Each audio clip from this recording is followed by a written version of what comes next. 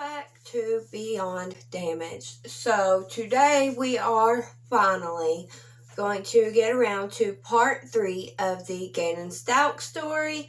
We are going to talk about the affidavit that came out right after Letecia was arrested, and we are going to talk about what police believe happened on the day that Gannon Stauch disappeared and the following days that led up to his body being discovered. Now, I want to put a warning in here that we will be going over details of a crime scene and things of that nature. So if that's something that bothers you, please turn the channel.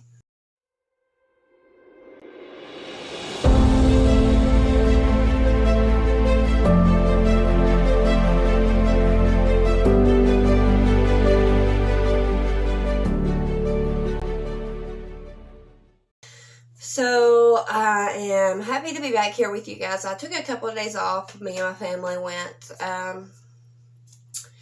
We went and stayed at a hotel for a couple of nights. That way the baby could swim. He had an amazing time. He loved swimming, and he just had a wonderful time. And it was good just to get away for a couple of days. You know, enjoy being a family. So that's where I've been the last couple of days. That's why I haven't been posting any videos. But I thought it was time to finish out the Gannon Stauch series. Of course, I do owe you guys the Gannon Stauch story of his life story. I'm not going to be able to put that out until the whole court case is over. So, as always, Landon, she has to travel from South Carolina to where they're having the trial in Colorado Springs. And that incurs a lot of expenses. So her GoFundMe is down in my description box below. Any way you can help her out, if it's $5, $10, whatever, anything helps. I think it's raised around $3,000, if I'm not mistaken. So go and help her out if you're able to. If you're not, just send them well wishes and prayers. There is a Facebook group that is Landon's basically support group. So, and Al has one as well. So if you want to go join them and support Al and Landon during this time. Now, as we all know, it's been a year since Gannon has disappeared, and his body was found. And Al and Landon actually spoke out on how they are feeling after a year of their son no longer being with them, and this is what they had to say. I remember walking outside and just praying so hard that he'd be there, and I had hope and I had faith that he would, and then reality just sank in when I got there, and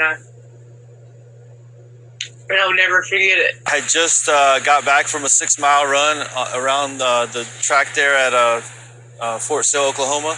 And then I got notified, as we know the story, I got notified by Tisha and that he was missing. And then, just from there, it was little children don't deserve to be treated in the way he was treated. I may never get those answers. Nobody may ever get the answers of why.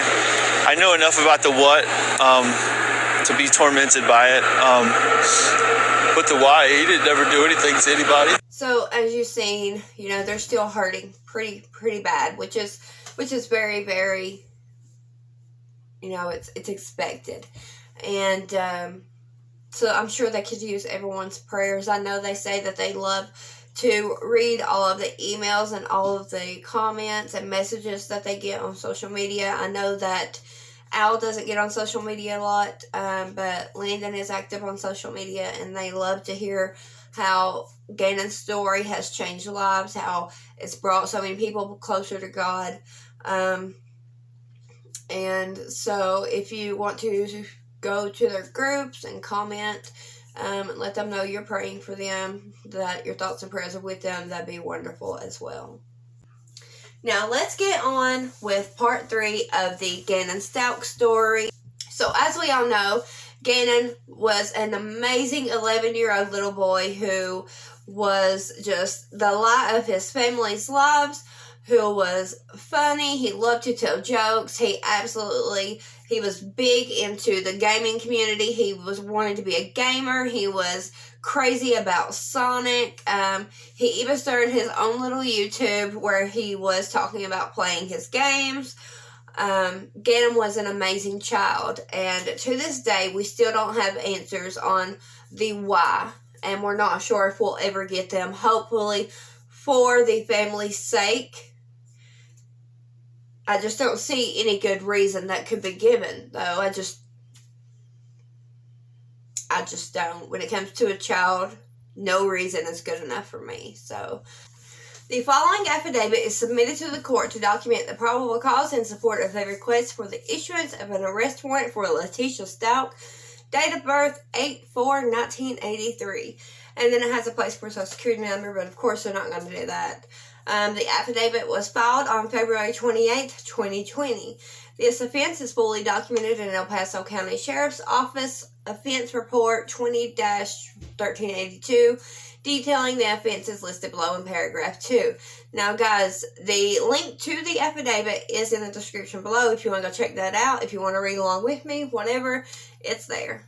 Your affiant is Jessica Bethel, a duly sworn and state-certified police officer and detective with the El Paso County Sheriff's Office, who has been employed as such since 2010.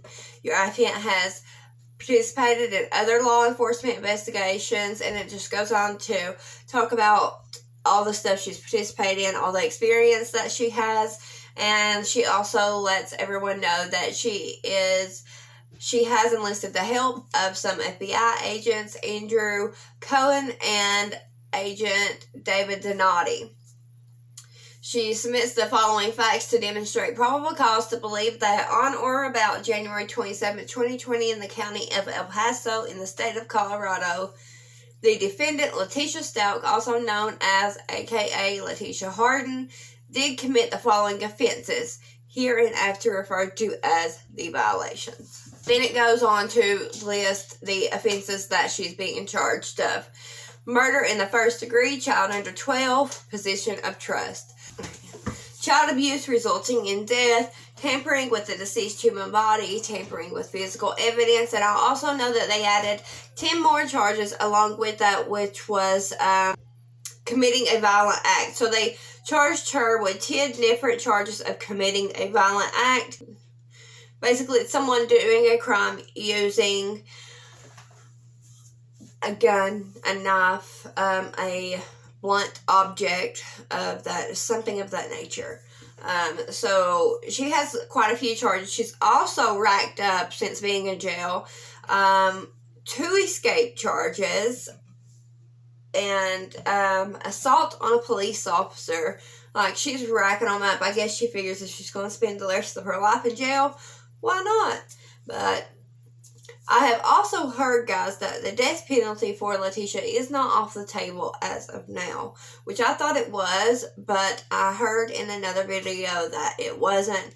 So we're going to have to see how that goes. As we know, this case has been zipped up tight since the beginning. They didn't want it to turn into a big circus, which is absolutely understanding, because it has gained a lot of national and just attention from all over the world.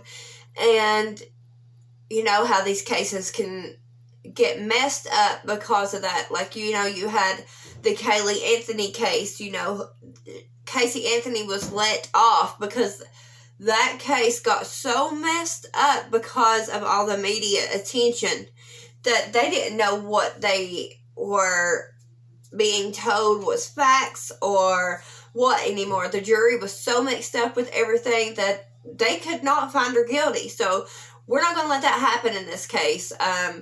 That's why everything needs to stay out of it. And also, I know that they're not going to let us see, I guess the evidence that they have in the case. When evidence is being shown, they're not going to advertise that either, from what I was gathering from the first court hearing that Letecia had. Alright, so let's move on with the affidavit. This affidavit is being submitted to support the issuance for an arrest warrant for the violation. The facts in this affidavit come from my personal observations, my training and experiences, and information obtained from other agents, law enforcement officials, and witnesses.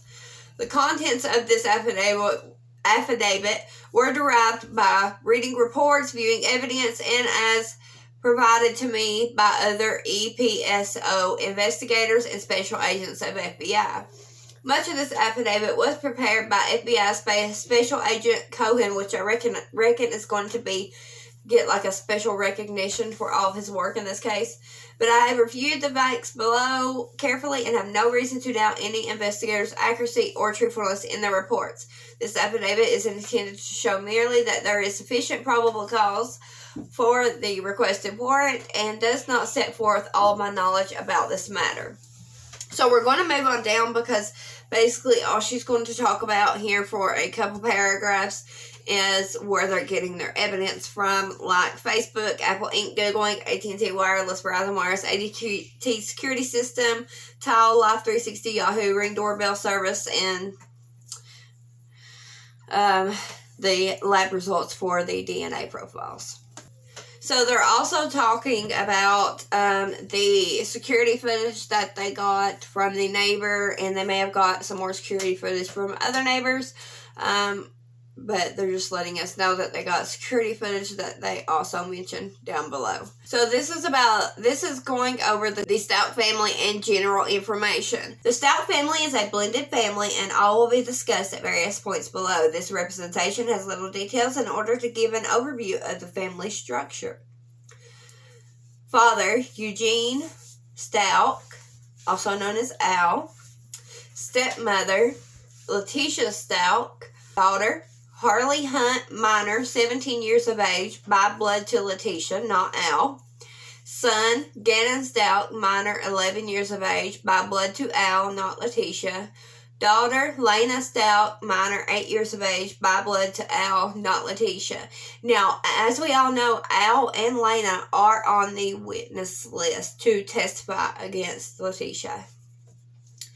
The following vehicles will be discussed at various points below. We have the red Nissan Frontier, Mr. Stauch's main vehicle. We have the black Volkswagen Tiguan, that is Letecia's main vehicle. We have the white Volkswagen Jetta, which is Harley's main vehicle. We have the silver Nissan Altima, which was rented by Letecia's aunt, Brenda Awkward, and utilized by Letecia from January 30th to February 1st after her Tiguan was taken by the EPSO police. And then we have the white Kia Rio. It's also a rental car obtained by Letecia on January 28th to the 29th. Okay, so this is just a little background of those mentioned in the affidavit. Letecia Stauch, aka Letecia Harden, date of birth 8/4/1983, is the last person known to investigators to see 11-year-old Gannon Stauch, date of birth 9/29/2008, alive. Letecia is Gannon's stepmother and was Gannon's only known adult supervision in the days preceding and the day of his murder. At the time of Gannon's murder, Letecia was employed by School District 20 as an assistant teacher, although I have also learned that she is no longer employed there. Now, I think I went over that in my last video, that Letecia had not shown up for work, and that she had also claimed that someone on the school board or board of supervisors or what have you was harassing her. She claimed that it was someone in her husband's ex-wife's family that was harassing her, which was unfounded by the school. So they suspended her teaching degree for 6 months. I was able to locate prior criminal history for Letecia and learned that in North Carolina, Robertson County Court Case 2001, Letecia was convicted after a trial for communicating threats, a misdemeanor, but I was not able to locate her sentencing information. Letecia was also convicted of unauthorized use of a motor vehicle in Robertson County Court case and was sentenced to 45 days confinement and 18 months of probation. So Letecia has done time before. She is used to the clink by now. Although not criminal in nature, I was able to locate a document memorializing the suspension of Letecia's North Carolina teaching certificate on or about May 11, 2016. As part of that document, it is reported that Letecia had filed unsubstantiated claims of harassment and retaliation, and the North Carolina State Board found that Mr. Stauch breached her contract by engaging in unprofessional conduct, willfully neglecting her duty, and failing to comply with the provisions of her contract. Eugene Albert Stauch, a.k.a. Al Stauch, date of birth 9/20/1982. It's like him and Gannon almost shared the exact birthdays.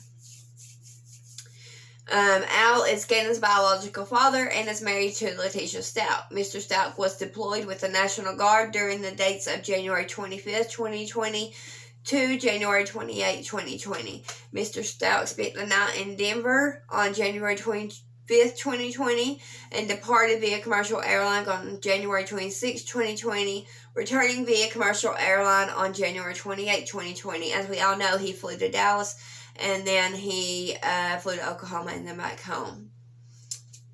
Investigators were able to corroborate this information, and Mr. Stauch has cooperated fully in the below investigation. The subsequent information primarily surrounds the period of Monday, January 27, 2020 to Wednesday, January 29, 2020. Now just think, that's 3 days, y'all. No, that's 2 days.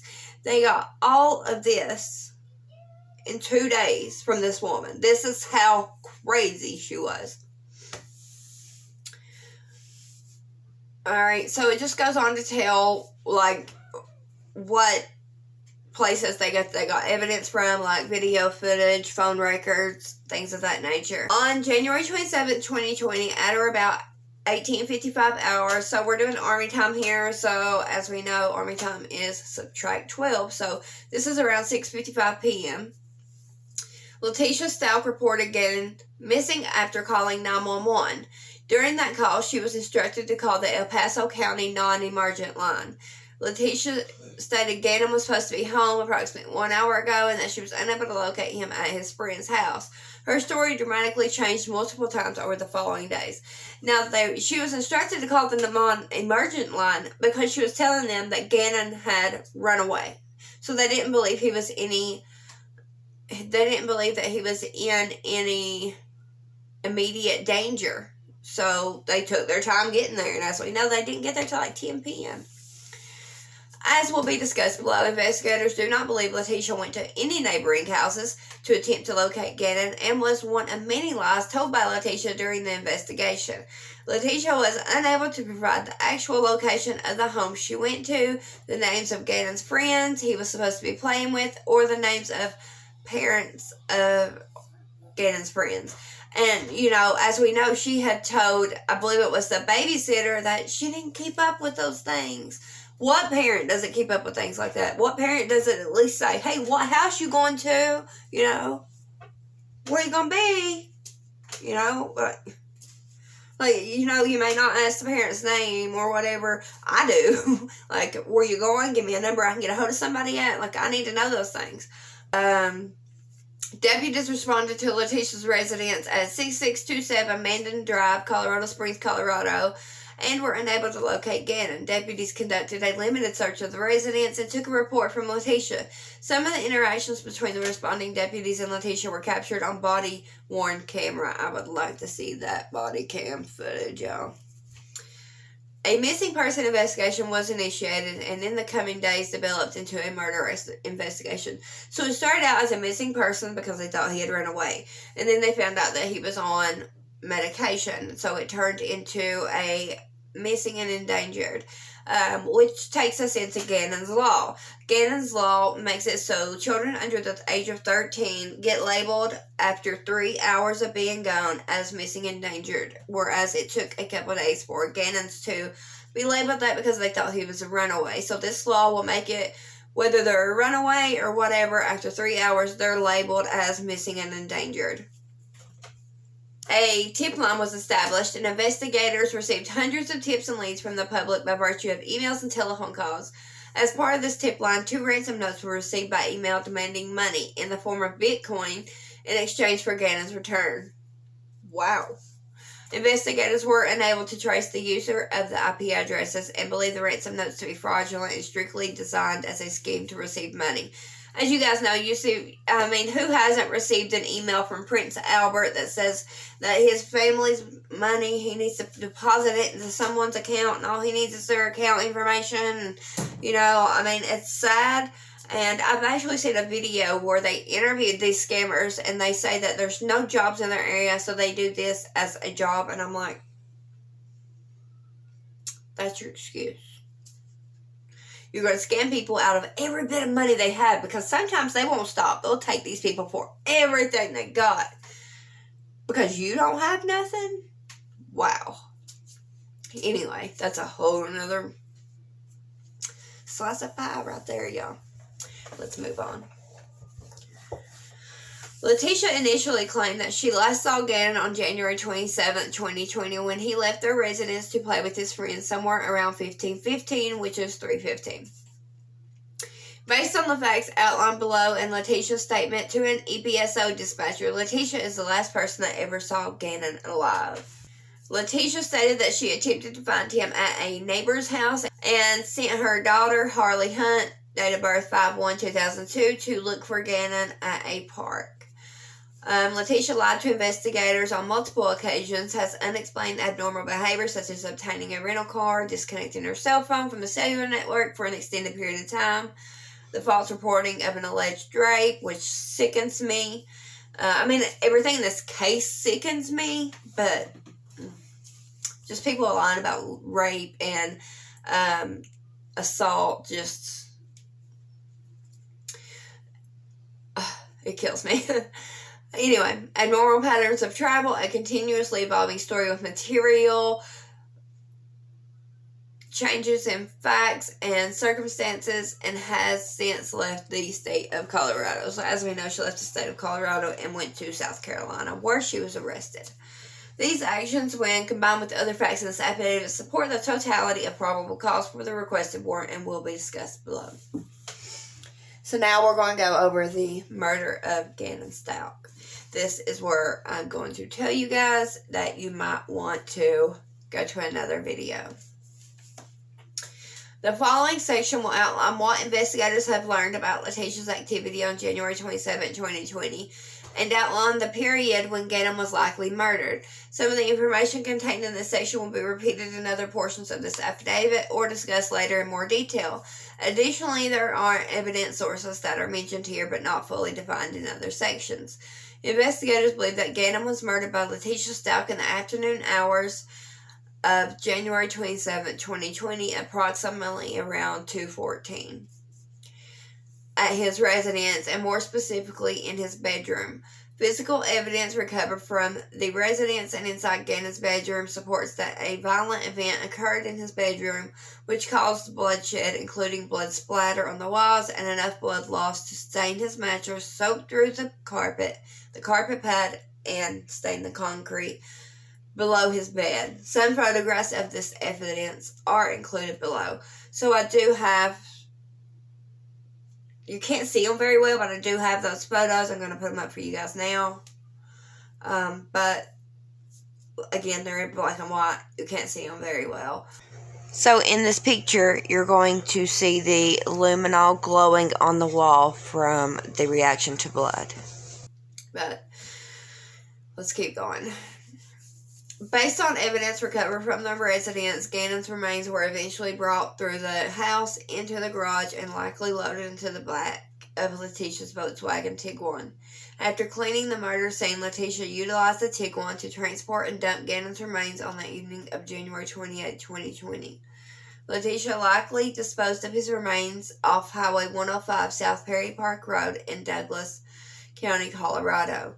Indeed, the Metro Crime Laboratory determined that blood discovered in Gannon's bedroom, the Stauch's garage, and blood on a piece of particle board located off Highway 105 South Perry Park Road all matched his DNA profile. If you guys remember the last video, I told you about the particle board that was found at 105 South Perry Park Road. So that's where they believed that her first spot that she had took his body was. And yes, I'm saying first. This was the first spot she took his body. And also, I had told you guys about her going to South Perry Park. On Monday, January 27, 2020, Gannon Stauch stayed home from school. Based on text messages from Letecia to Mr. Stauch, Gannon was up most of Sunday evening with a stomach problem. Letecia did tell Gannon's school, Grand Mountain Elementary, that Gannon would be absent on Monday. Investigators were able to verify that Gannon was marked as an excused absence that day. Letecia also told Al that, "I'm just going to give them an excuse at work and stay with him." Quote. Indeed, Letecia did come up with an excuse and told her employer via text message at or about 4:37 a.m. that her stepdad was killed after being hit by a car and she would not be able to come to work that day. Wow. She has no morals, man. Other electronic evidence, such as time and date stamped photographs and videos, were recovered from Letecia's cellular phone that indicate Gannon was likely still alive during the morning of January 27, 2020. All displayed in paragraph 54 below. Images were taken on Letecia's cell phone that are about 8:13 and 8:17 on the morning of January 27, 2020, showing Gannon sleeping in bed. Now, I have those pictures as well. I'm going to warn you guys again, too, that these pictures, as though they may just be Gannon laying in bed, they're very disturbing to me for some reason. So, yeah, I just wanted to let you guys know, but here they are. So these pictures are courtesy of Wicked Truth and F-Bomb, so we just want to say thank you for them letting us use their pictures. So you'll see in this picture, Gannon's bed is pulled away from the wall there. This is just a close-up of Gannon's face. And here we have a closer image of his hand and his face. And here we can see his legs are propped up on something under his cover. I believe that Gannon was injured during the time that she took these pictures. I believe it's already injured. We'll go over that later. I actually told you guys in the last video what I believe happened. But she says he was sleeping. I don't know, it just gives me cold chills. Alright, let's keep moving, guys. Of particular note, his Nintendo Switch, a small video game console, is visible in the photo lying next to him on the bed. Mr. Stauch has said that this gaming system was of high importance to Gannon. To date, investigators have not been able to locate the Nintendo Switch. It should also be noted that Letecia used her phone the following day, January 28, 2020, at or about 12:57 p.m. I think that's p.m., I'm not sure, y'all. To conduct a Google search, "Can Nintendo find my Switch?" This is also detailed in a list of some of her search history in paragraph 141 and recently occurred because she was contemplating how she would dispose of the Switch. So she was worried that it would be able to track it, and then they're going to find all the evidence that she's disposed of. She also used the Switch to help deceive law enforcement in searching for Gannon as a possible runaway. She took the Switch and then told law enforcement that Gannon had took the Switch with him when he ran away because it was so important to him, Oh, this woman. Ultimately, investigators located video surveillance from a neighbor's surveillance camera that showed what investigators believed to be Letecia and an individual that appeared to match Gannon's physical description depart their residence in the Nissan Frontier at or about 10:16 a.m. January 27, 2020. The video camera is several homes away and does not provide images clear enough to make positive identification of those captured in the recording. The vehicle returned at or about 14:19, which would be around 2:19, and Letecia exited the vehicle. After viewing the video, I cannot be sure if another person exited the vehicle or not, but I submit Gannon likely did return home with Letecia that afternoon. These times, corroborated by data collected from an ADT security system installed in the Stauch residence, are discussed below in more detail. Based on data returned from the Stauch's ADT security system, the motion detectors in the living room or basement did not register any activity from around 10:12 a.m. until Letecia and Gannon enter the home at approximately 2:22 p.m. Investigators confirmed Lena to be at school and confirmed that Harley was at work. As such, investigators believe there was likely nobody else in the residence except Letecia and Gannon. Letecia's historical cell site information detailed information about her iPhone status, and a text message sent to Harley from Gannon's cell phone support that Letecia left her cell phone at the Stauch residence the morning of the 27th. The fact that Letecia left her phone at home is suspicious on its own, based on her history of extensive use of her phone. I have reviewed forensic search records from Letecia's phone and found she is an active user of social media, including but not limited to Facebook and Instagram. A more detailed review of Letecia's iPhone screen time log between January 25th at 8 a.m. and January 29th at 11 a.m. revealed that Letecia spent approximately, listen to this y'all, approximately 38,607 seconds on Facebook Messenger alone. Just on Facebook Messenger alone. Which equates to approximately 10.7 hours of cumulative time over these few days. Like, wow. Girls addicted to Facebook Messenger, y'all. Don't come at me if you like me on Facebook Messenger. Okay. Letecia's telephone was locked at or about 9:56 a.m. on January 27, 2020, and unlocked at 2:45 p.m. on the same day. Particularly, Letecia did not open her phone for approximately 30 minutes after she arrived back at the residence. On January 27, 2020, there was a message sent from Gannon's phone to Harley's phone that reads, "Tisha left her phone at home. If you need her, text me." This message was sent about 10:37 a.m. Investigators were able to confirm, based on video surveillance footage and purchase receipts, that Letecia traveled to Petco, located at 5020 North Nevada Avenue, Colorado Springs, Colorado. The Petco is approximately 22 miles from the residence and is an approximate 30-minute drive, based on Google Map directions. The receipt shows that Letecia completed her purchase at or about 11:22 a.m. Gannon is not visible in any of the surveillance video obtained at Petco. Letecia's whereabouts are unknown between approximately 11:22 and 1:22. At 1:22, Letecia was again captured on video surveillance making a second purchase at the same Petco on North Nevada Avenue. Mr. Stauch sent a text message to Gannon's cell phone at or about 12:06 p.m. that read, "Hey buddy." This message was unanswered until 1:21. The response was, "Can I play Zelda at least?" Mr. Stauch replied, "Not today." So I actually got that wrong in my last video. I had told you guys that he had replied back when he said, "Hey buddy," and asked if he could play Switch. So I want to correct that. And this is what had actually happened. He asked if he could play Zelda at least, and Mr.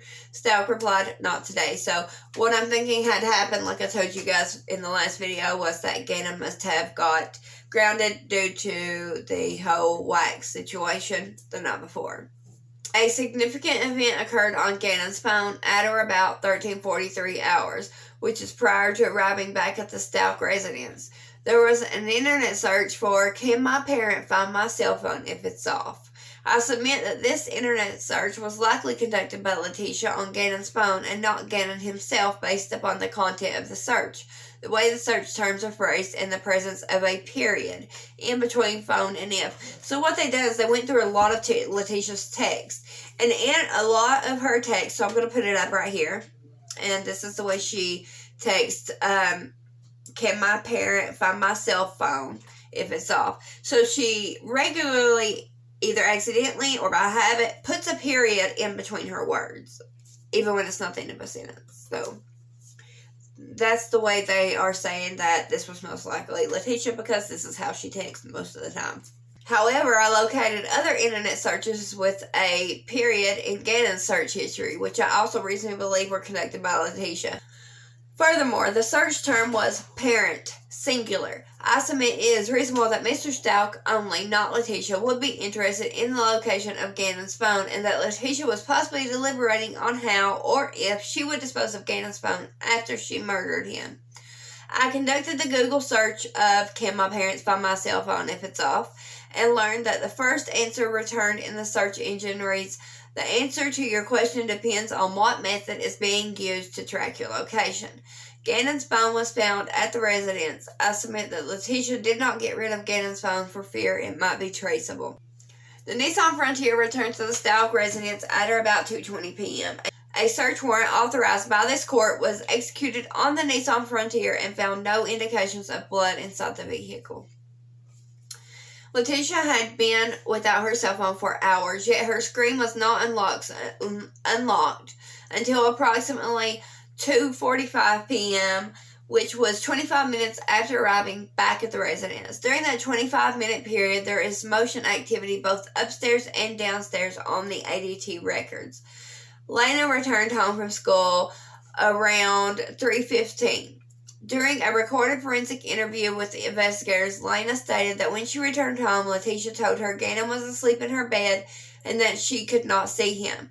Letecia told Lena to go outside and play. I submit that Lena was sent outside because Gannon was likely dead and Letecia was cleaning up blood from inside the house.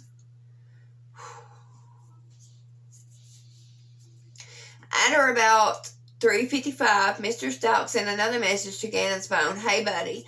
This message was not read until at or about 3:55. Mr. Stauch sent another message to Gannon's phone that said, "Hey, buddy." This message was not read until 7:40 p.m. It is likely that Gannon was already murdered by Letecia at the time Mr. Stauch sent the message.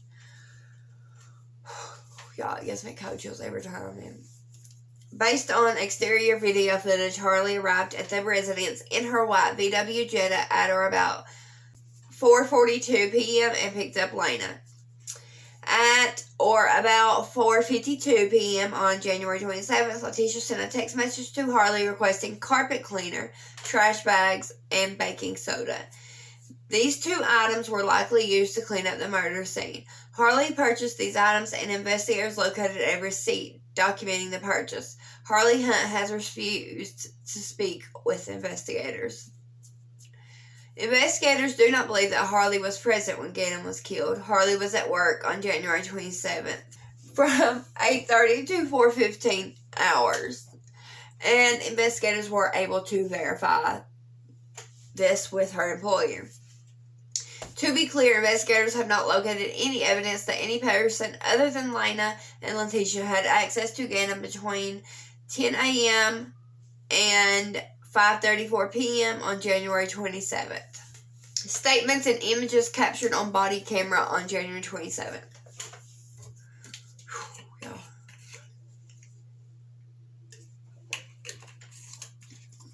Alright.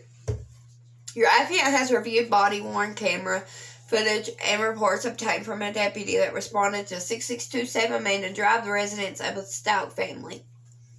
After responding, Letecia provided verbal consent for deputies to search the house for Gannon. By the way of timeline, EPSO Patrol responded at or about 10:09 p.m., approximately 3 hours after Letecia initially called 911. From the BWC, I learned the Volkswagen Tiguan, known to be leased and utilized by Letecia, was backed into the garage when EPSO was at the residence. The position of the Tiguan in the garage is significant, specifically because of the confirmed presence of Gannon's blood in the garage below the area where the rear hatch of the Tiguan would be, and the positive reactions of Blue Star region indicating likely presence of blood on the Tiguan's bumper. Responding deputies also searched in Gannon's basement bedroom, and I have viewed images of Gannon's bedroom taken from BWC. Below, I have included a BWC image of Gannon's bedroom. On the left, an image recovered from Letecia's cell phone after executing a search warrant that was applied for and granted by this court. These images both represent the condition of Gannon's bedroom on January 27th at or about 8:13 and just after 10 p.m. This photo comparison is significant for many reasons. In the corner of the bedroom where Gannon's head is visible is the key area discussed in several sections. The placement of Gannon's bed is in the immediate location where his blood, based on DNA profile results, was found on the wall, the carpet, and on the concrete below the carpet. These details are discussed below, and a large volume of blood appears to have been in that area. For the purposes of comparison between the images, it appears that although the sheet may or may not be the same, the blankets are different and the pillowcase, if not the whole pillow, is different. I submit that a logical explanation for the missing bedding is that they likely were saturated in blood after Gannon's murder and were removed by Letecia to clean up the murder scene. Furthermore, investigators were unable to locate the bedding in the Stauch residence during the day of approximately 5 searches of the residence. Wow. Another photo was recovered from Letecia's cell phone that shows his bed was not pushed directly against the wall by the head of the bed. This photo articulates the ability for blood to get onto the walls and floor in the corner of the bedroom. Mr. Stauch stated the positioning of the bed is unusual and the bed is usually pushed against the wall. I know this video is an hour long as of right now. Sorry, it's going to be a long video, but please bear with me because I'm just trying to get through this with you guys just as fast as I possibly can.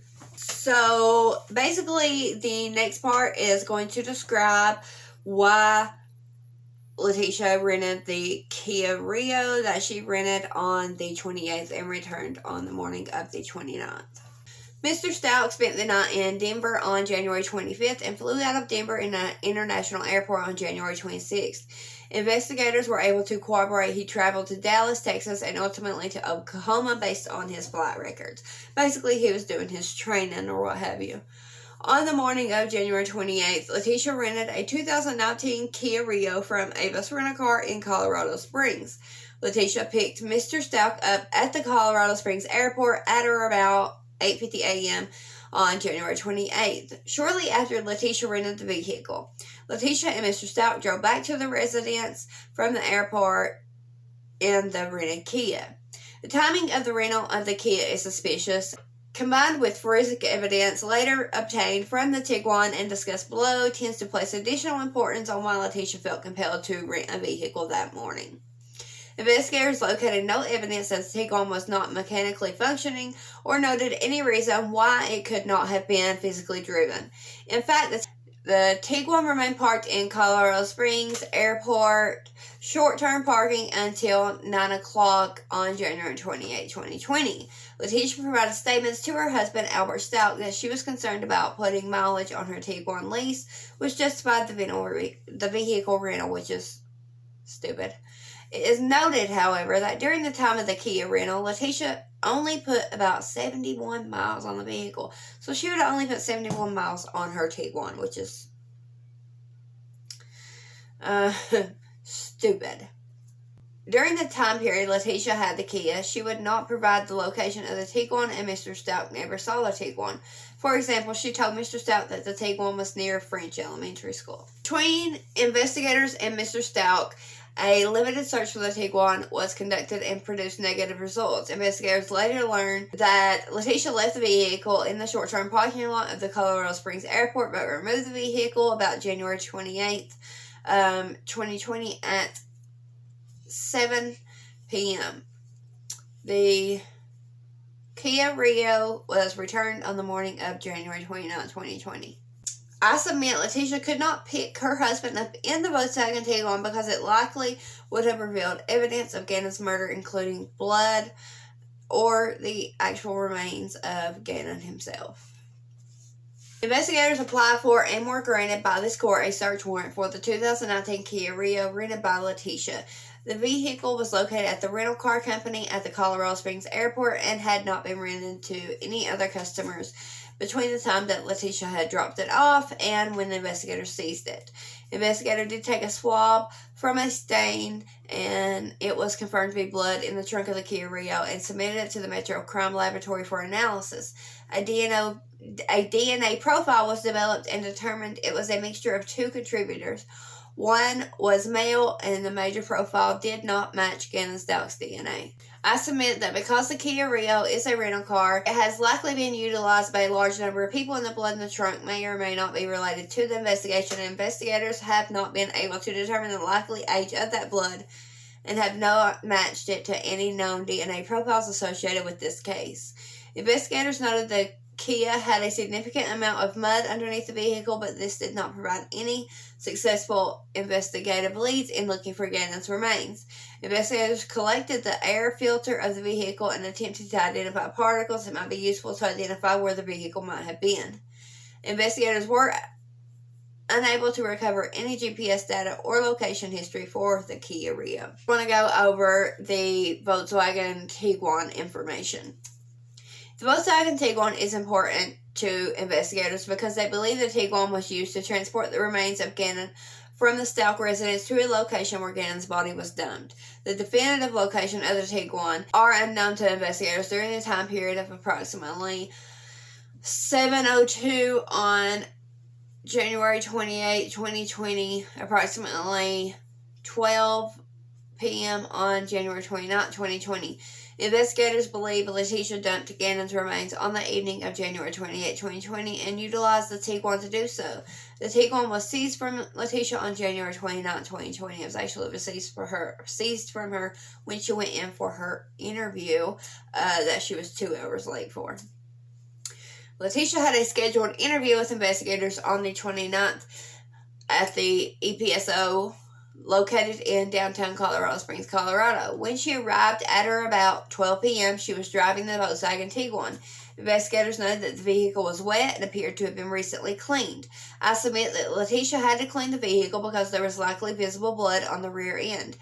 Based on the below luminol reactions, indeed, video footage was recovered that shows a partial view of a car wash located at East Platte Avenue, Bonfoy Avenue in Colorado Springs, Colorado. This video captured a portion of a black SUV consistent with the VW Tiguan at or about 11:30 on January 29, 2020 at the car wash. The time and location are consistent with the raw data obtained from the Tiguan's computer system. Investigators applied for and were granted search warrant for the Tiguan, which was seized from Letecia at her interview and towed to the EPSO evidence facility. On or about February 1st, 2020, the FBI evidence response team conducted a search of the Volkswagen Tiguan. In summary, the forensic portion of the search revealed possible traces of blood on the rear of the vehicle, a rear passenger seat, front passenger seat, and an area near the glove box based on luminol forensic latent bloodstain region test. Swabs from the trunk area were sent to the Metro Crime Laboratory for further analysis. God bless. I got a heater behind me, y'all, and it was burning my ass, man. These results revealed that a DNA profile could not be developed and that the swab from the trunk was negative for the presumptive presence of blood. To be clear, luminol is a chemical used to detect trace amounts of blood at crime scenes, and although I do not have a chemical or biology background, I have learned that luminol reacts with iron in the hemoglobin that is found in blood. Several areas of the Tiguan reacted to luminol mentioned in paragraph 68. Specifically, the search team found evidence of suspected blood on the bumper and step plate of the rear bumper. The location of blood is significant because the vehicle was backed into the garage at Letecia's residence the day of Gannon's murder. The search of the residence is discussed below, but it is noted that evidence of Gannon's blood based on DNA profile was also located on the floor of the garage, consistent where the rear of the Tiguan would have been. A photo is included below to demonstrate the reaction of the luminol reagent to the likely presence of blood. Particularly, the position of the reaction leads investigators to believe that the blood was likely in contact with the rear bumper of the Tiguan and most recently while loading Gannon's body in the trunk. Swabs from the exterior bumper have also been submitted to the Metro Crime Laboratory, but those results have not yet been returned.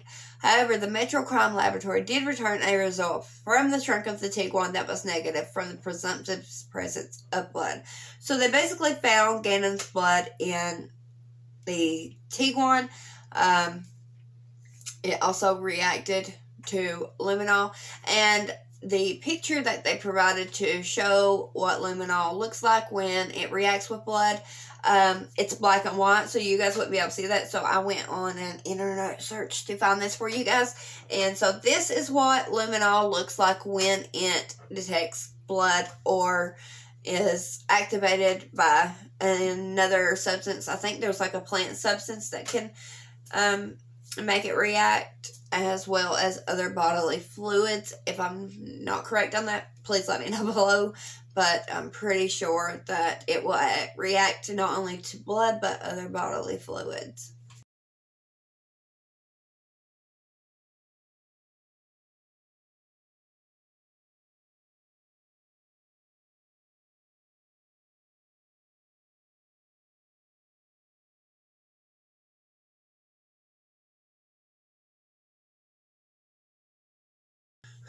So now we're going to talk about the purchase that Harley made for Letecia, and why it was suspicious.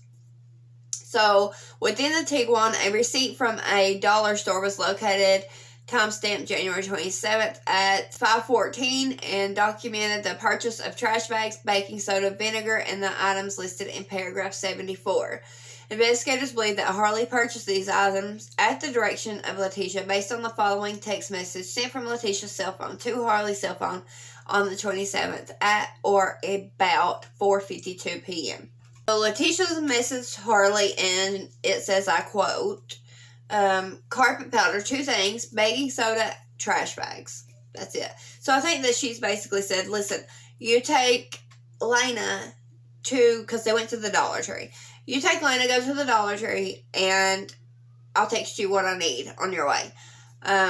Just to get them out of the house so she can finish up cleaning. Plus, she needed other supplies to finish up what she needed to do. I know from personal experience that baking soda and vinegar are common household items that can be used to clean blood. Additionally, I conducted a source internet search that revealed vinegar is one of the most common items used to clean blood stains, and that when baking soda is applied to blood stains prior to being vinegar, it has an efficient effect in removing blood stains, kind of like a volcano. If you put baking soda in your volcano and then you put vinegar in on top of it, it like explodes, right? So basically it's going to react like that in fabric, and it's going to help bring all that out. While the purchase of items such as vinegar and baking soda are common and in no sense illegal on their own, the timing of the purchase of these items and Gannon's suspected murder are beyond coincidental. I think so too.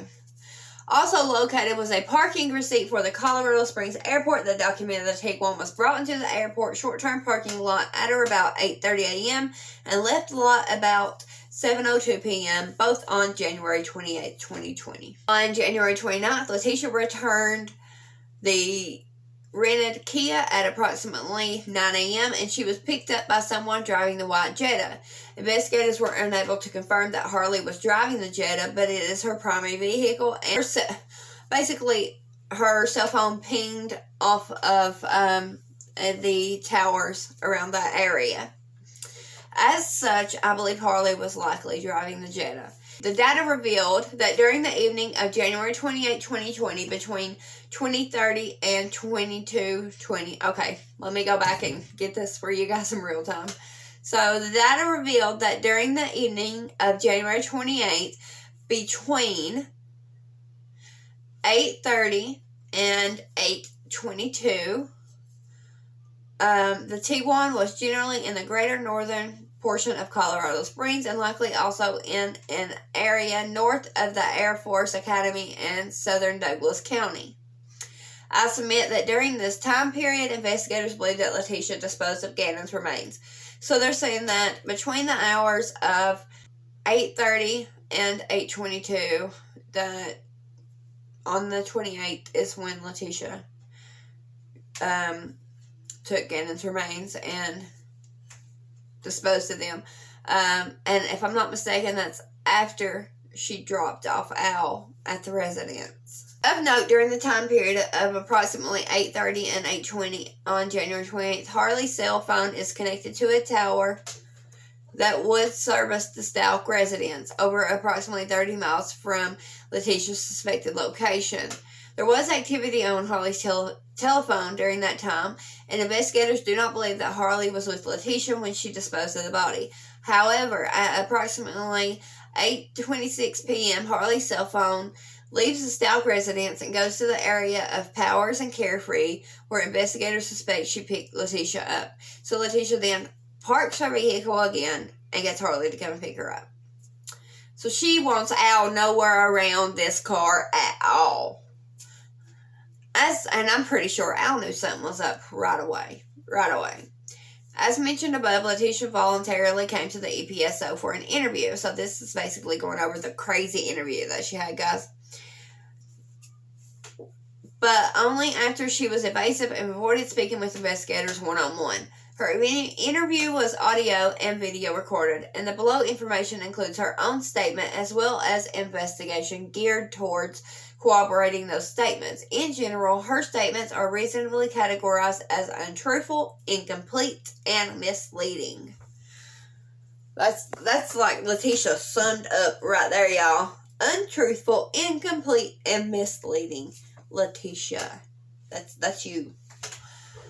Letecia was supposed to arrive at 10 a.m. on the 29th, but did not arrive till noon. Although she spoke with investigators on the phone several times, she did not want investigators coming to her home and was difficult at best to track down. Investigators provided food and water to Letecia during the interview. Of interest, Letecia brought several pieces of notebook paper with her that contained notes that she had written down. Why would you need notes for something that happened 2 days ago? And something like my child missing?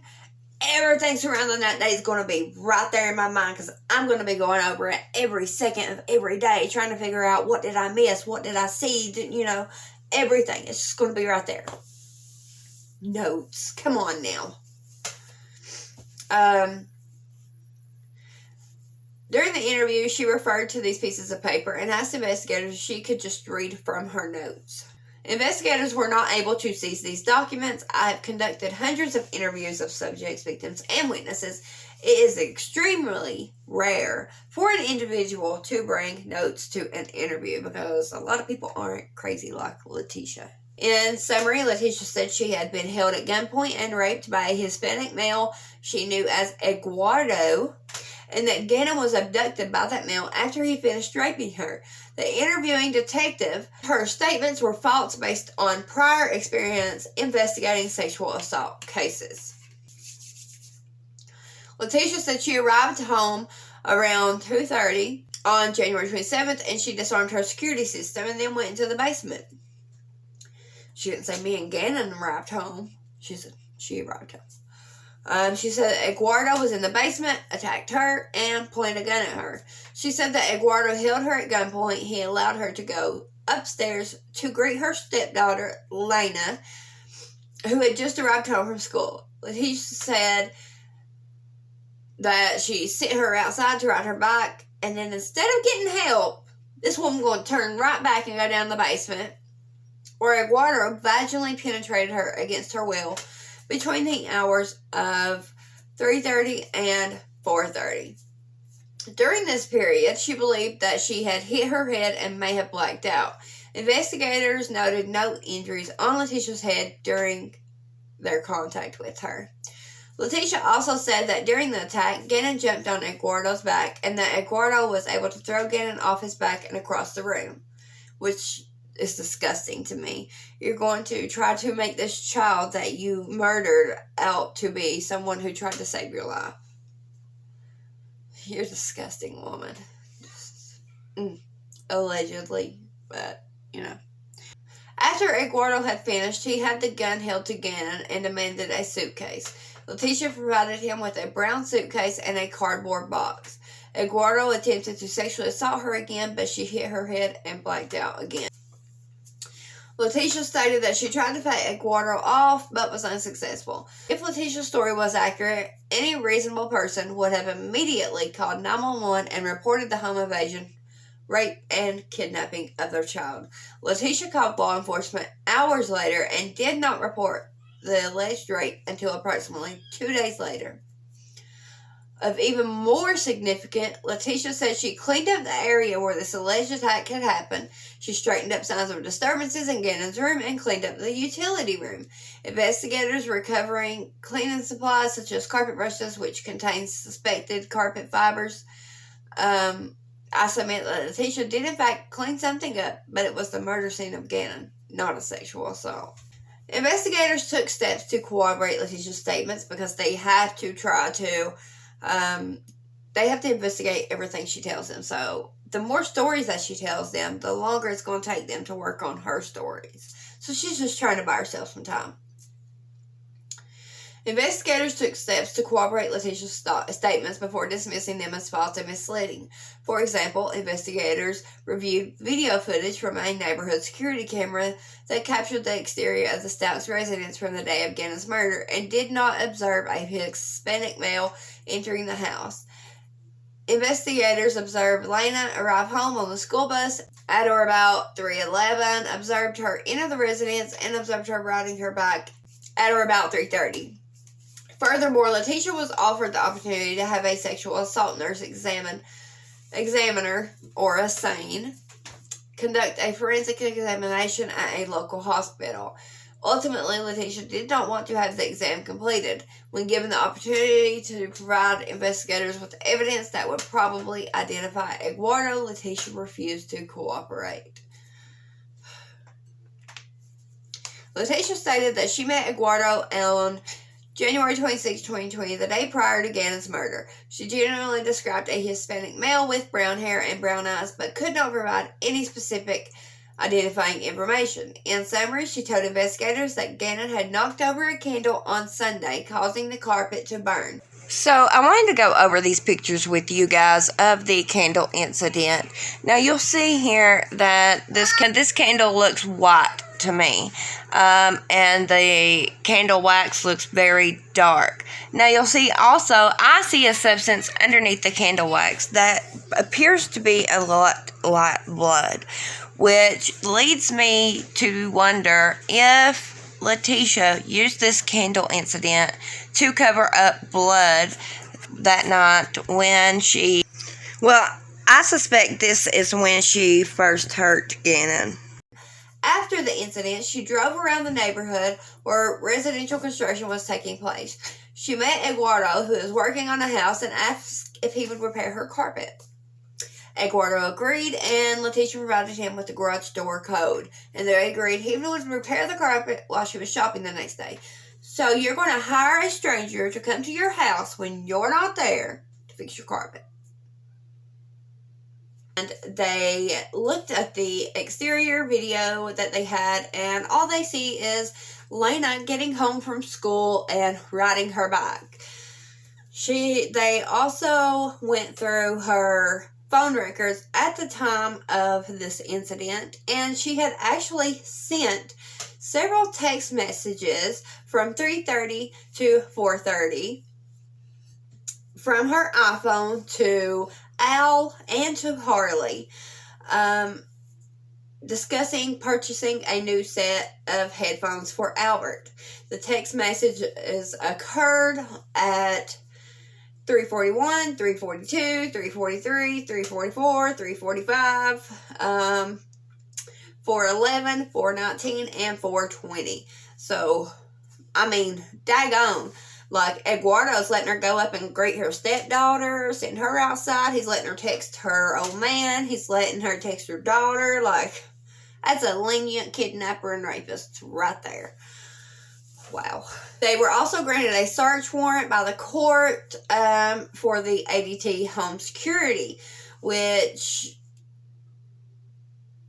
documented the time, date, and type of event that generated a log. For instance, if you have an ADT security system, you know this. Anytime you move around in your house, it's going to detect that movement.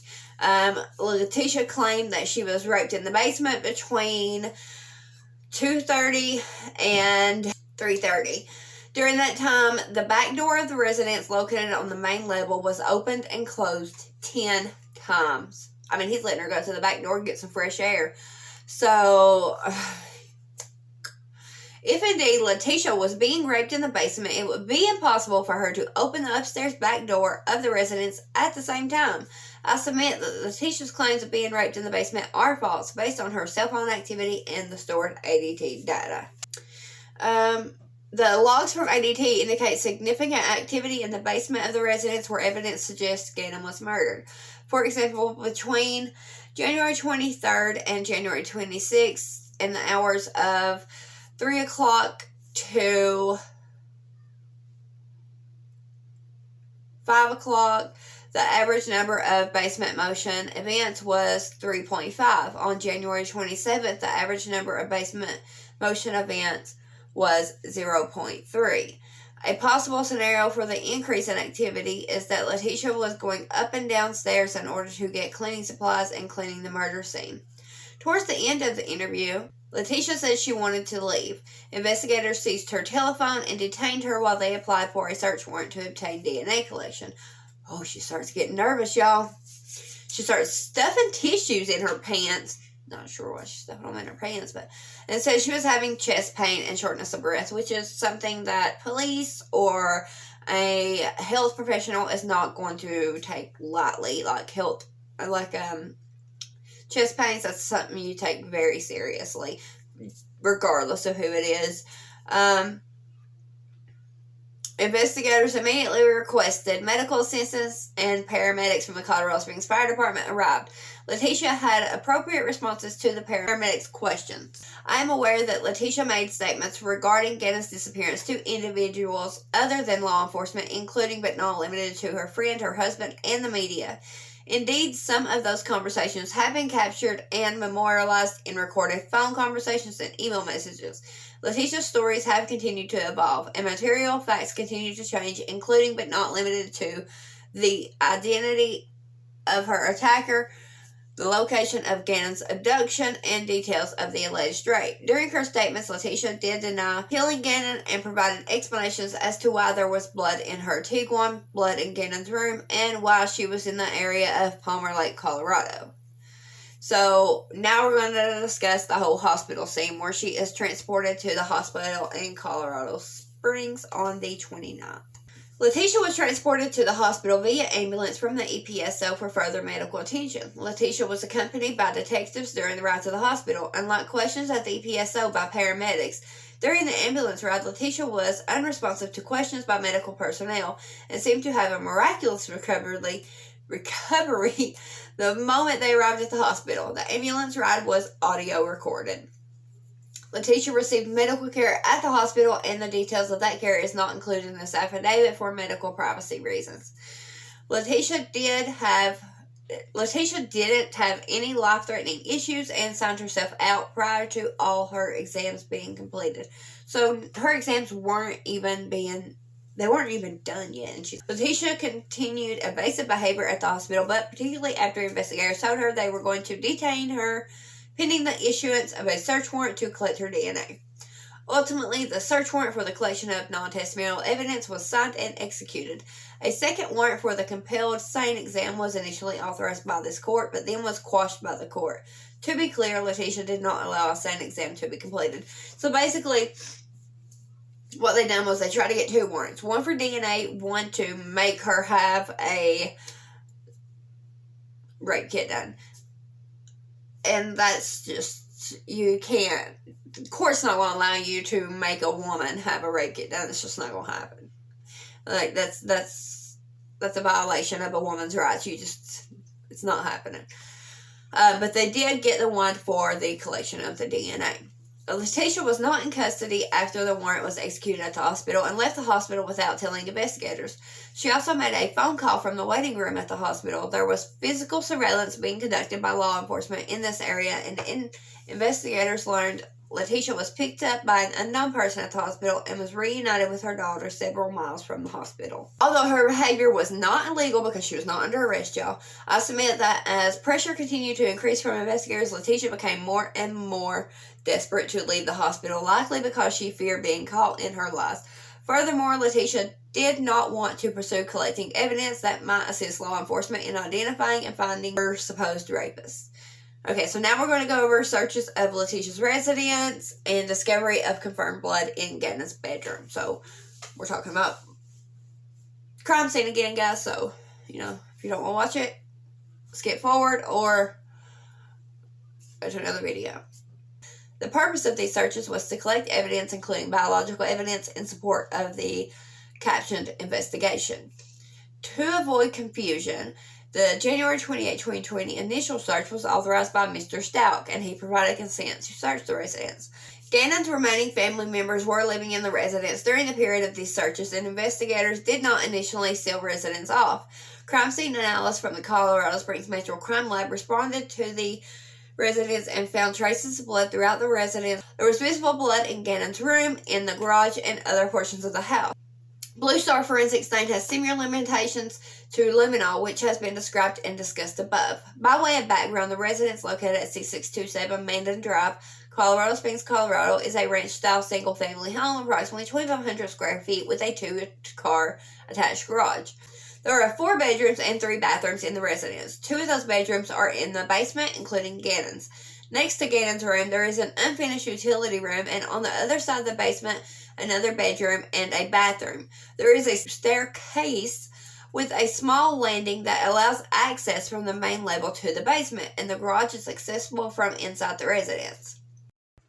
So, I thought I would take you guys through a tour of the Stauch residence so you know where everything is and everything that we're talking about through the video. So, here we have the garage of the Stauch residence.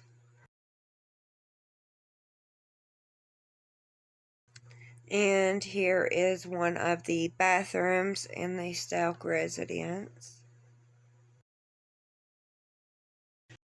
Now, I believe that this is Gannon's bedroom. We have that window over there that's seen in the pictures that I showed you guys, and it just looks like the correct layout. There's also new carpet. Is the kitchen in the residence. This appears to be the dining room just adjacent to the kitchen.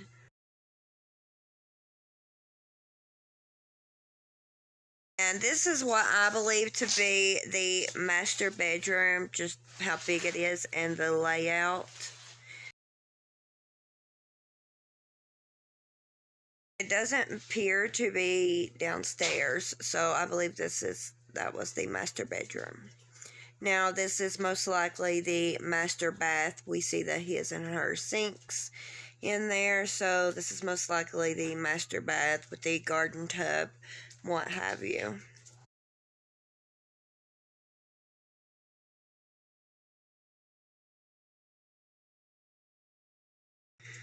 This is going to be the shower in the master bathroom.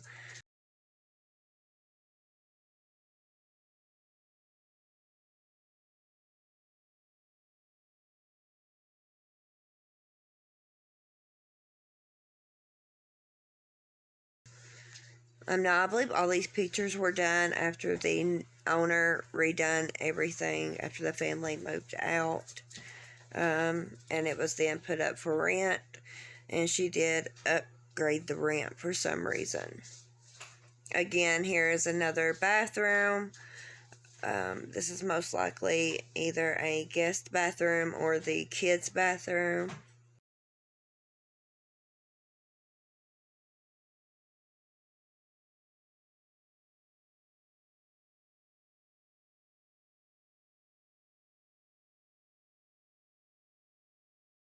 Now, here we have another bedroom. Now, I believe this is either the bedroom that Lena was laying in the video that I showed you guys last video, or this is one of the rooms downstairs.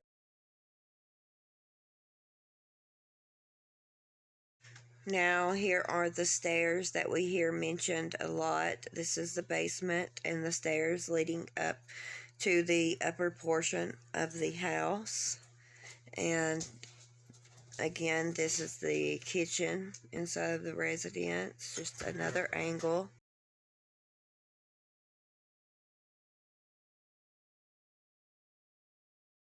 Now here we have the upper portion of the stairs. You'll see the banister where the stairs come up right there. And I believe that that door is the one that leads out to the garage. And finally we go back to the outside of the house. The Blue Star Regent was applied to Gannon's bedroom, the hallway leading to the utility room from his bedroom, the utility room itself, the staircase and landing leading upstairs from the utility room, the pathway to the garage from the stairs, and the garage itself. In all of these areas, investigators found positive results for the likely presence of blood. Specifically in Gannon's bedroom, in a corner of the room, investigators located an area where suspected blood had seeped through the carpet, through the pad, and stained the concrete. Furthermore, there was also blood stains and projected blood spatter located on the walls in this area. Indeed, over 50 droplets of suspected blood were found on the walls near Gannon's bed. Crime scene investigators also suspected someone attempted to clean the walls based on the way the Blue Star Regent reacted on the wall, so most likely it showed that it was smeared. Gannon's mattress was also seized and contains a red stain consistent with blood in the same area as the stain on the carpet and the blood cast off on the walls. The stains on the mattress were swabbed but were not tested with Blue Star Regent. Guys, there are pictures of the mattresses, so I'm going to put them up right here, but warning.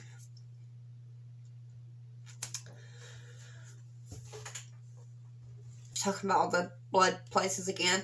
It was also located on an electrical outlet cover,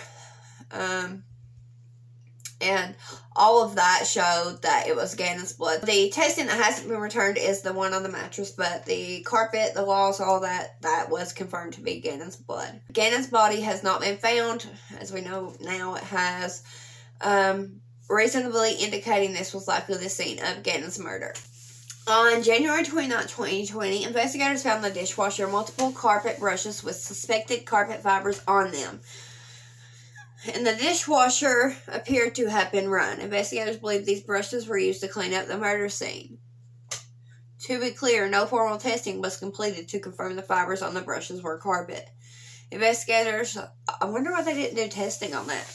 Investigators also located an empty gallon container of vinegar within the residence. Now, Mr. Stauch believed there was approximately half of the container left before he left for Oklahoma. I mean, that's a lot of vinegar. Like, only thing I know that takes that much vinegar to make is if you're making a gallon thing of pickled eggs. Like, he said there was a half a gallon left before he left for Oklahoma on the 25th. And there was additional vinegar purchased on the 27th. So, I mean, that's a lot. EPSO deputies that responded to the Stauch home on January 27th did not notice the bloodstains in Gannon's bedroom. And it should be noted the initial report was that Gannon had left the home and had not returned.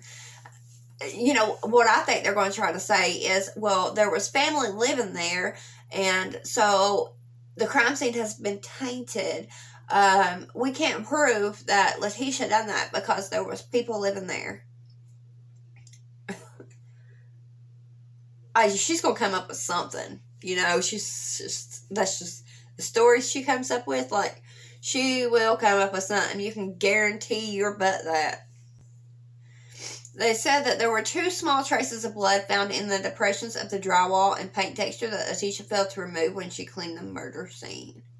They also found blood on the 8.5 Nike shoes. Her DNA was recovered from the interior. They believe that Gannon was murdered in his bedroom, brought into the garage, and his remains loaded into the Volkswagen Tiguan, subsequently to be disposed of in an unknown location. Okay, so here is where we're going to go over all of her cell phone search history information.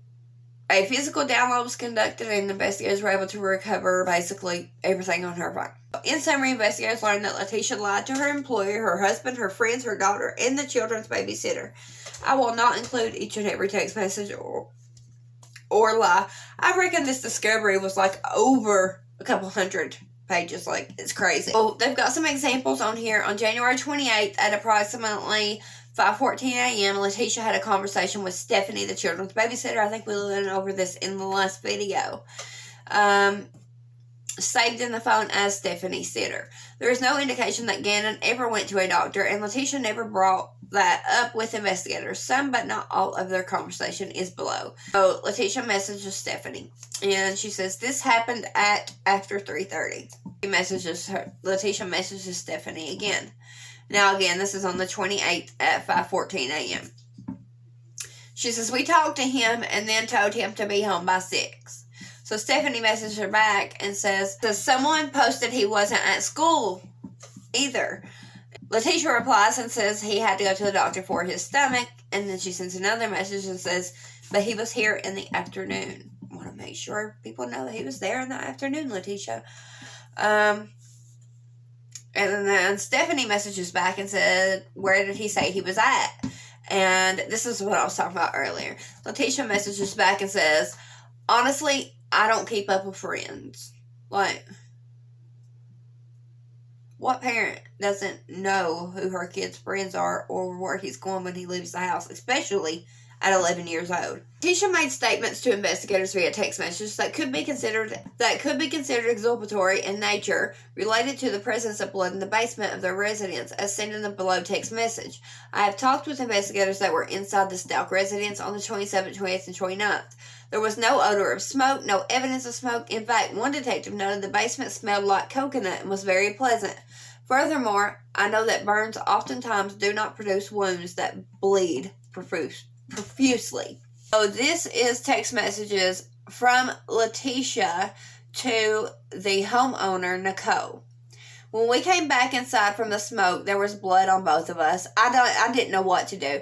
I was scared I would get fussed out about it, and I didn't know if he should go to the doctor. I kept trying to add the Kindle thing, but Albert kept saying it was a small minor. I was scared.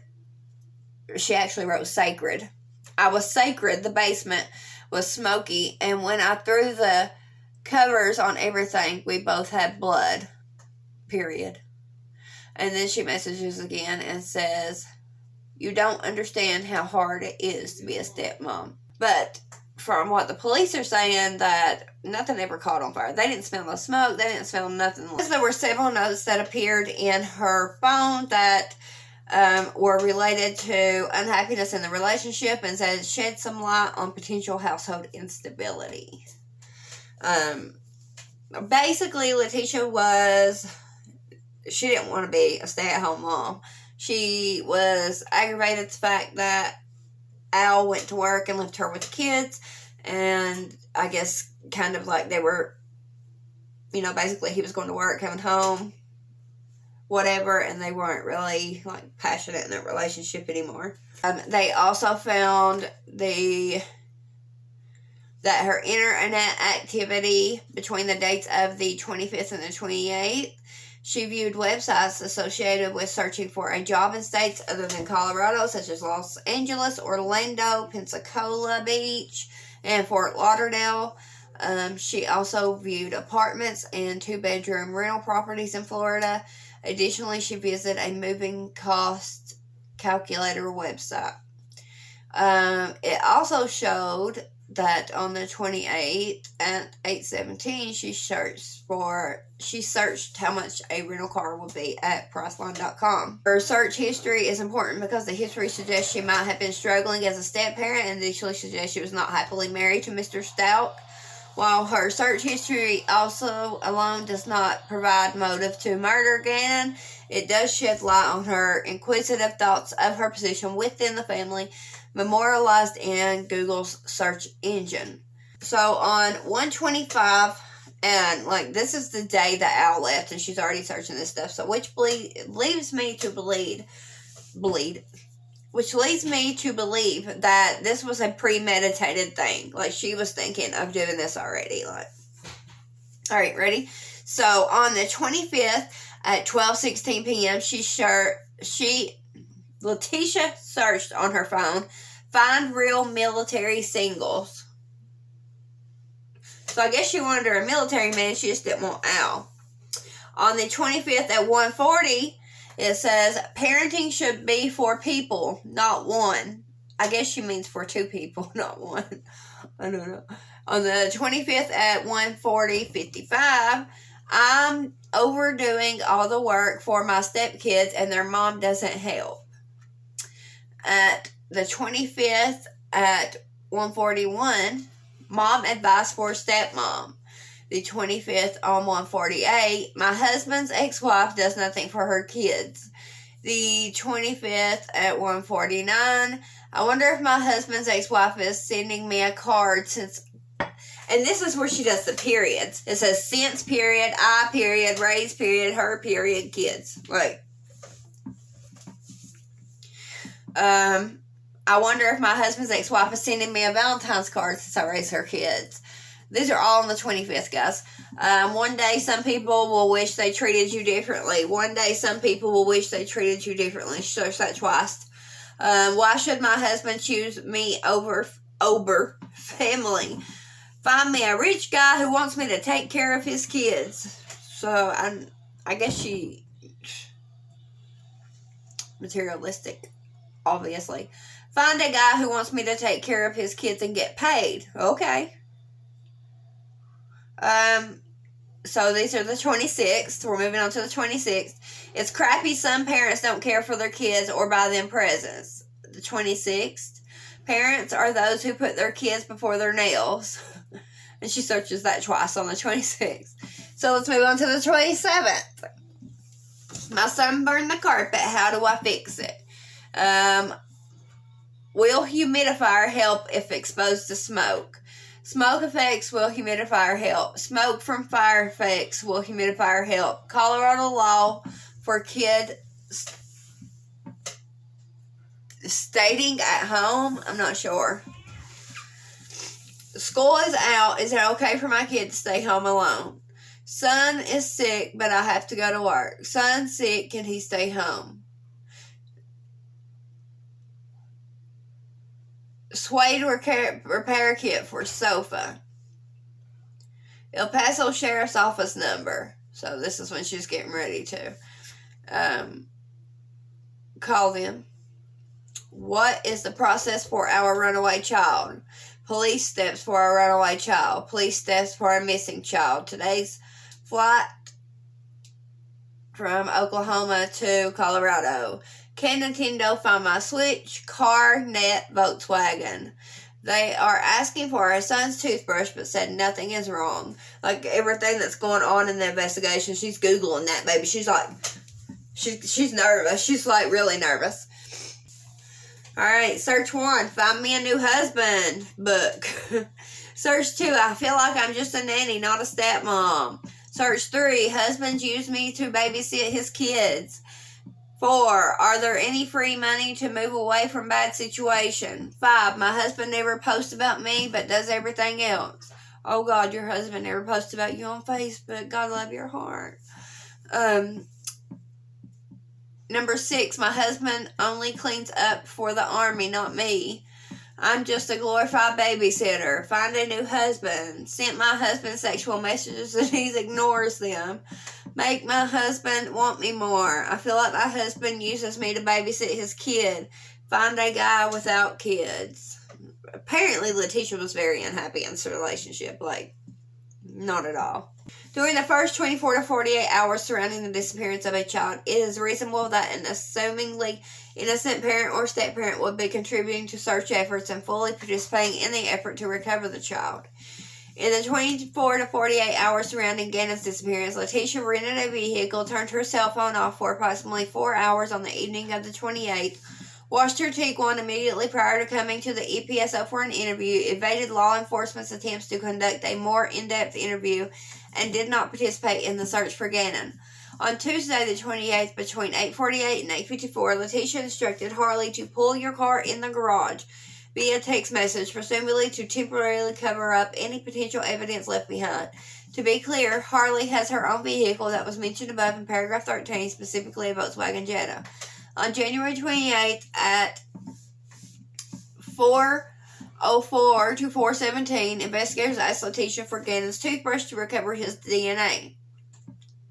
At or about 4:19, Letecia did a search in her internet browser of they are asking for her son's toothbrush, but said nothing is wrong with it. At or about 4:31 to 4:33, Letecia has a text conversation with Mr. Stauch. I think we went over this last one too, guys. Letecia says, something isn't right. I think they're hiding something. And Al says, who? The police? And Letecia says, yes, they asked for toothbrushes. And Al says, what do you think they're hiding? Also on January 28th at or about 10:45, Letecia made a statement to investigators via text message. At that time of the statement, Gannon had been missing for approximately 27 hours, and Letecia believed she was a subject in his disappearance without any prior prompting from law enforcement. Letecia, what do you want from me? Because I have nothing. One of your very own leaked to me what you guys were doing. I did nothing and or am being set up. I'm not really even sure other that being told that by another blue with El Paso.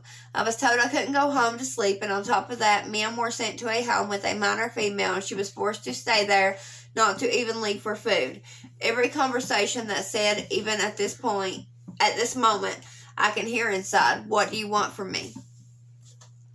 And the detective Bethel says, come in to talk to me. I would just like information to find Gannon. So this is the continued evolution of Letecia's stories. For the purposes of refreshing the court, here is a summary of some of Letecia's statements, whether to law enforcement directly through the media and or to Mr. Stauch in recorded email and voice communications. On January 27th, Letecia stated Gannon left to play at a friend's house and did not come home at 1800 hours like he was supposed to, 6 o'clock. On January 29, 2020, Letecia stated she was held at gunpoint, raped, and Gannon was abducted by her rapist. The majority of the conversation between Letecia and Al began around February 13th. Over several days, Letecia's story continued to change. During a phone call on February 13th, Letecia stated that Gannon was burned by a candle to the point that his skin bubbled, and that Gannon peeled the burns off and wiped blood on his bedroom wall. Mr. Stauch did not ask about blood on the wall of his room during this call. The fact that she provided information about blood on the wall likely indicates her knowledge of the murder scene. On February 14th, Letecia had an additional conversation with Mr. Stauch and provided 4 additional versions of Gannon's disappearance. Story 1. When the EPSO came to the house on January... I think we went over this last time, but we'll go over again. When EPSO came to the house on January 27th, the abductor was still in her residence, and she tried to signal EPSO deputies, but there was somebody in the residence, but she couldn't get their attention. It should be noted that EPSO deputies checked the entirety of the house, and there was no one there.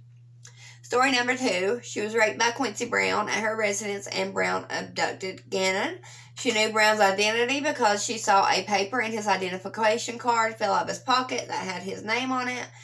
And then she sent a photograph of Quincy Brown to Al via text message. Quincy Brown followed her from Petco and at some point was laying in the middle of the road in the front of the car. When Letecia stopped to avoid running the man over, he jumped into her car and made her take him home, then raped her. Letecia and Gannon were near County Line Road Highway 105 in northern El Paso County on January 27th. Gannon was riding a bicycle in that area, fell off, hit his head, and was then abducted by Quincy Brown. In this version of events, Quincy Brown was driven by a man named Terrence. February 14th, story number 4, has several interesting considerations. During the period of February 12th, it was public knowledge by virtue of media coverage that investigators were searching for Gannon in the area of Highway 105 South Prairie Park Road in southern Douglas County near the El Paso County line. Letecia brought this location up on her own without prompt during a conversation and provided an alibi for why she was in that area. Letecia was adamant that investigators' efforts to search for Gannon in that area would be futile. This area turned out to be significant based on the Tiguan's location on January the 28th. 7/28, Letecia told a female believed to be Tila Cummings, which is one of her friends. You can actually find her if you Google her. It's pretty easy to find her. That she had been giving Al numerous false stories because she knows he will not believe anything she says. Let me lie to him because I know he won't believe me anyway. On February 17th, a call about 1:53, Letecia told a female believed to be associated with Laura Abernathy that she was thinking about flying out to Colorado to take a lie detector test to prove her innocence. During that call, she stated, "They think I'm still in Colorado." On February 17th, the call at or about 16:11, which is 4:11, Letecia told an unknown female that she was going to take a lie detector test, but the test is not admissible in court and no law enforcement would be present. Letecia attempted to obtain fake polygraph results. Now, we went over this last time, guys, in the last video. So I'm not going to go over this whole thing again because we went over it pretty detailed. But if you want to watch that again, I mean, this woman's crazy. If you want to watch what Letecia done, go check out part 2. But this woman tried to obtain a fake polygraph. She contacted there's actual fake polygraph sites, believe it or not, and they stopped it because they seen that it was obviously associated with a murder of a child. I don't think they do anything associated with a murder. If they get any kind of things like that, they're going to turn them into the police, which is what they done with Letecia, and they kept her money. So, yeah. So the conclusion says, based on data collected by the FBI and reported in the Journal of Forensic Sciences, I learned that in over 71% of homicide cases that involve false reporting, the reporting party is responsible for the murder. To be clear, this statistic is not being provided as sole probable cause for the requested warrant, but as an additional fact to be combined with others listed in this affidavit. Based on Letecia's internet history, it is reasonable to believe that she was unhappily married to Mr. Stauch and had some degree of resentment towards the family as a step-parent. Furthermore, days before Gannon's murder, Letecia appeared to be searching a move to another state to a 2-bedroom apartment. Letecia has not provided a fully truthful statement to investigators at any point during this investigation, particularly regarding the circumstances of Gannon's disappearance. This would be reasonably be suspected activity of an individual that committed the crime under investigation, namely murder. Within approximately 24 hours of Gannon being reported missing, and without external prompt, Letecia made claims to law enforcement that she was being set up. Initially, Letecia said Gannon was playing with a neighborhood friend between 3:15 and 4 o'clock and was expected home by 6 o'clock. Within a few days, Letecia changed her story to label herself as a victim of rape, felony menacing with a weapon, and assault, resulting in Gannon's abduction by her rapist. Her stories continued to evolve to include a new location of Gannon's disappearance over 30 miles away, several completely different set of circumstances, and unprompted explanations for why Gannon's blood would be found by investigators in key locations. So all of her stories basically have some reasoning to them. There's a reason she's telling a new story, and it's always to cover up a part of that investigation. Letecia was unable to provide a logical reason why she rented another vehicle while she still had access to the Tiguan. Gannon's mattress has a large red stain on it that is consistent with blood. Based on the orientation of the mattress in the room, it appears that that is where Gannon's head and upper torso would have been. Below that same area, a substance that was confirmed as blood by the Metro Crime Laboratory soaked through the carpet, the pad, and stained the concrete. This blood matches the DNA profile for Gannon Stauch. In the same area, blood samples taken from the wall, namely an electrical outlet, were also confirmed to match Gannon's DNA profile. Gannon's blood again matched to his DNA profile was also found on a piece of particle board in the area of Highway 105 South Prairie Park Road in Douglas County, Colorado. Letecia travels on January 28th. On January 31st, based on GPS tracker locations of her Nissan Altima rental vehicle and raw data of the Tiguan were to 105 South Prairie Park Road.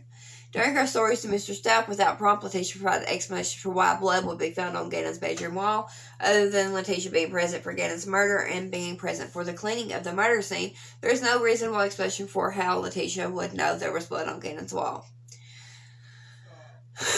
because this evidence had not been released to media. By combining cell phone tower data, reviewing surveillance, and home security system logs, investigators believe, based on the evidence, the only 3 individuals with access to Gannon on the afternoon of January 27th were Letecia, Harley, and 8-year-old Lena. With the exception of Lena, who is not considered a suspect, it appears nobody other than Letecia was with Gannon at the Stauch residence between the hours of 2:16 and 5:34 on January 27th, when investigators suspect Letecia murdered Gannon. Gannon has been missing for approximately 4 weeks, and there has been national news attention on major networks related to his disappearance. Local efforts, including posters, news coverage, search teams, and social media postings, have also failed to locate Gannon. Aerial assets, infrared technology, and other extraordinary methods have been deployed to help locate Gannon. How do I describe my G-Man, my Gannon? Gannon's my hero. I love him so much. He's not only my hero, he has multiple people that call him his hero as well. He has so many family members that just look up to him at such a small age. He's full of life. He's happy. He's energetic. He loves sports. He loves Sonic. He loves going outside, playing with his friends, his sister, his neighbor, especially Braden. This neighborhood basically gives you a true example of who my son is. Everybody coming together, all the smiles that people have. This is why I have hope, because I feel it. This is Gannon truly speaking to our community. Gannon he loves blue, he loves Sonic, he's into coding, he loves riding his bicycle with his sister, and I know that he's missing that right now. He holds his job as being Big Bubba very important, and for him not to be able to talk to his sisters has to be hurting him. This week has been awful. It's been more than a roller coaster ride. It's been more than emotional mess. I don't even have answers for my feelings other than I'm afraid. I'm afraid that I will never hear his voice, that I will never hear him run and say, "Mommy," that I'll never hear those corny jokes that he always tells every single day. He has to tell me a joke. He looks forward to telling me something silly. And I'm afraid that I may never see that again or hear it. I don't want to believe that, because that means that I'm giving up hope, and I'm not giving up hope because my son is full of hope. So I'm urging anyone that has any leads, credible leads, if you're too afraid because you know something, a kid just doesn't disappear and no one sees him. It's not how this works. So if you have anything that's credible, if you're afraid, don't worry about it. Imagine my son, how afraid he is. Imagine how afraid Gannon is. So please call, please write. If you need to have someone else to do it for you, please do. Because my son deserves to be here. He deserves to be here. Please call the El Paso Sheriff's County and let them know. And I thank you guys, the community, for what you've done, because this is Gannon. This is who he is. And I thank you guys so much. When Gannon was born, he weighed only 1 pound and 6 ounces, and even today, he's still our miracle child. He still is, and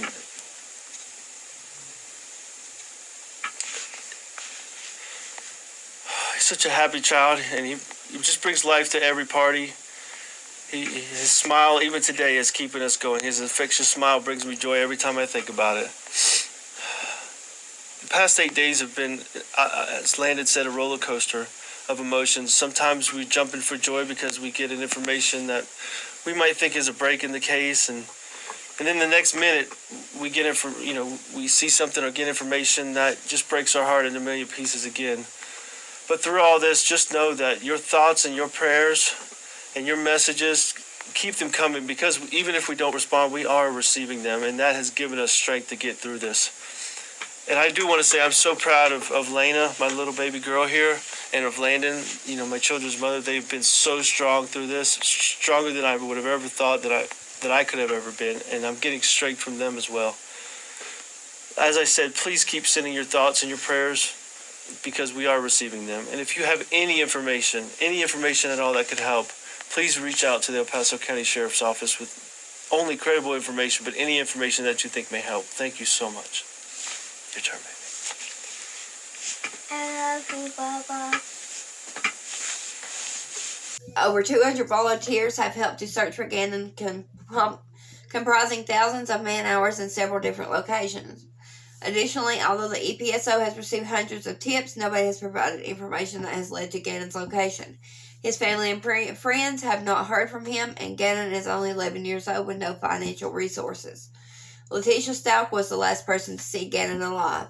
Investigators have not located Gannon's remains at this point in time, although the search continues. As additional time increases without locating Gannon, the more likely it is that Gannon is not alive. Based on the facts set forth above, I submit probable cause exists to believe that on or about January 27, 2020, within the state of Colorado and within El Paso County, Letecia Stauch committed the offenses in violation of Colorado revised statutes to include murder in the first degree, child under 12, possession of trust, child abuse resulting in death, tampering with the deceased human body, tampering with evidence. And as we know, they added more charges once the body was found. So that's it for the affidavit, guys. We went over basically everything. Now, what I wanted to go back over was exactly what the investigators believe happened to Gannon, if you guys didn't catch it through the affidavit. So basically, they believe that, as we know, they went hiking on the 26th. There was a lot of speculation going around that she had done something to Gannon then, that he never returned home. But we see the surveillance camera on the 27th of them leaving and returning home. Investigators believe that her and Gannon returned home on the 27th. Between this time and the time that Lena gets off from school, investigators believe that Letecia murdered Gannon. They believe then that she loaded his body into the back of her Tiguan. She then started cleaning up all the evidence, which is why she sent Lena outside, because she did not want her to see nothing so she could tell on her, and sent Harley to the store to get more cleaning material. Then the next morning, because she knows Al's coming home, she drives her vehicle to the parking lot of the airport. She rents another vehicle. Gannon's body's still in the back of her other vehicle. So she rents that vehicle so Al does not find Gannon's body. She then takes Al home. That evening she goes and she gets her car. She takes her car to 105 South Prairie Park Road, and she disposes of Gannon's body in a suitcase. And then she goes back home. And then it is believed that she goes back and she picks up Gannon's body once again when she is on her way to South Carolina. On her way to South Carolina, she takes a detour, and she goes to where Gannon's body was found in Pace, Florida. And she once again disposes of Gannon's body and makes her way on to South Carolina. This is a terrible story, guys.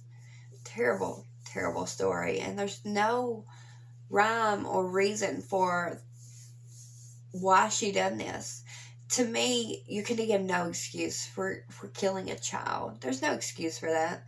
There's always, I understand, there's moms that feel trapped and frustrated, and I feel frustrated and trapped all the time, but I don't go hurt my children. I go and I take me a couple hours to breathe and calm down. And if you're not happy in your marriage, leave your marriage. Don't take it out on the child. She should have maybe tried to talk to Al or just left him. I'm sure he would a lot rather her leave him than hurt one of his kids, because Al seems like a very involved, dedicated father.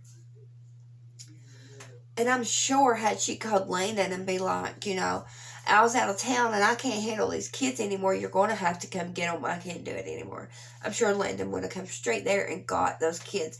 She did not have to do what she done. There was no excuse for this. None whatsoever. I don't care what she says, what she comes up with. There's no excuse. That's going to be the end of this video. Once the court case is over and everything, I will come back with a final video just regarding Gannon, because he deserves that, and there's too much of her craziness going around to give him that. So I'm going to wait until after the court case and everything's over to give you guys that. But keep his family in your prayers, because they're still going through a lot. As this court case is open, they still got to testify, and that's just bringing, wounds. It's reopening them, and they're not able to heal properly until this woman is sentenced to her punishment for what she's done to Gannon. Make sure you go visit the links down below for Landon's GoFundMe, and also for Gannon's Law. Make sure you guys don't forget to turn on your post notifications so that you are notified every time that I upload a new video, because you do not want to miss the next one. I'm telling you, the Crystal Rogers case. We've got 5 murders, 5 years, 1 town, unsolved. I mean, it's crazy, guys. You just don't want to miss it. Her case and these 4 others are still open. So we ask anyone with any information on what happened to Crystal to please come forward, contact Sherry Ballard, her mother, or please contact the Bardstown Police Department. Now, if you guys didn't know, I actually lived very close to Bardstown right before I moved. So this is really something that's close to my heart, and I want to do my part in helping bring Crystal home. And there's even some people that have said, if you want to commit a murder and get away with it, move to Bardstown, Kentucky. And that's sad, because this town was actually voted the most beautiful town in the United States. So make sure you tune in to next video if you want to hear more on that story and you want to hear more on what happened to Crystal Rogers, the mother of 5 beautiful children, the daughter of a wonderful mother and father who done everything in their power and are still looking for her to this day. I guess that's it. Remember, guys, love yourselves, love others, and as always, I love you. Bye, guys.